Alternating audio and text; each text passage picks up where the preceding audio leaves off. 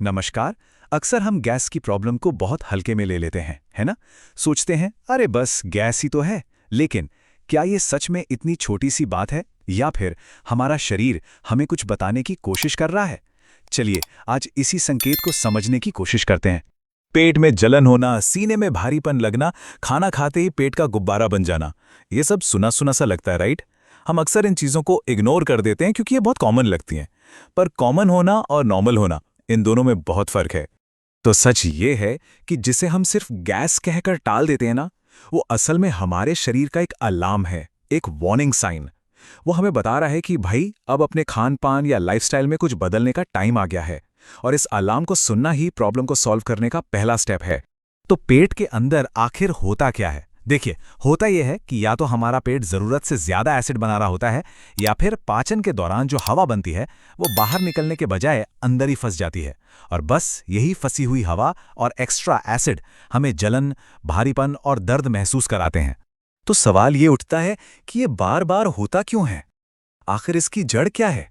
चलिए उन आदतों पर नजर डालते हैं जो इस पूरी कहानी के असली विलन हैं। इसके पीछे ना 5 मेन वजह हैं। पहली, बहुत जल्दी जल्दी खाना। इससे होता क्या है कि हम खाने के साथ साथ ढेर सारी हवा भी घटक जाते हैं। दूसरी, तला हुआ और मसालेदार खाना। ये तो सीधे सीधे पेट में एसिड की फैक्ट्री लगा देता है। तीसरा है स्ट्रेस, जो हमारे डाइजेशन सिस्टम पर ब्रेक लगा देता है। चौथी आदत, देर रात खाना और खाते ही लेट जाना। इससे सारा एसिड वापस खाने की नली में आने लगता है।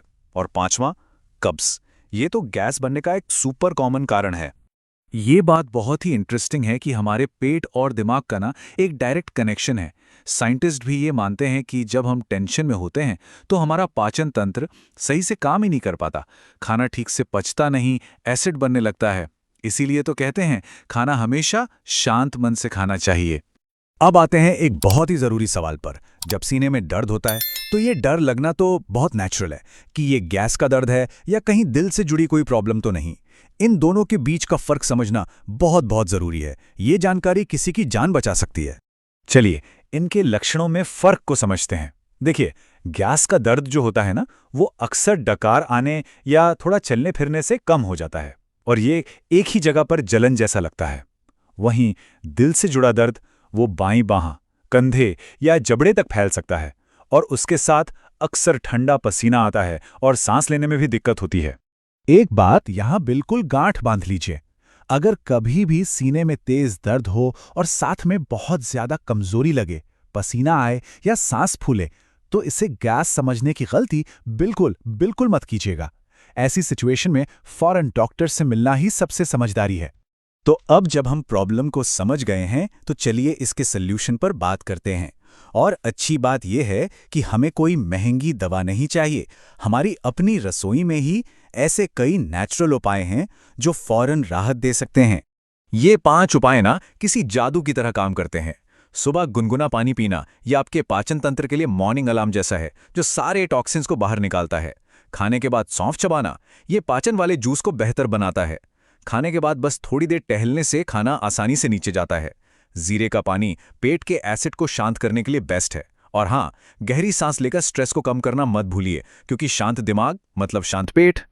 हम क्या खाते हैं ये तो इम्पोर्टेंट है ही, पर हम कैसे खाते हैं ये उससे भी ज़्यादा ज़रूरी है।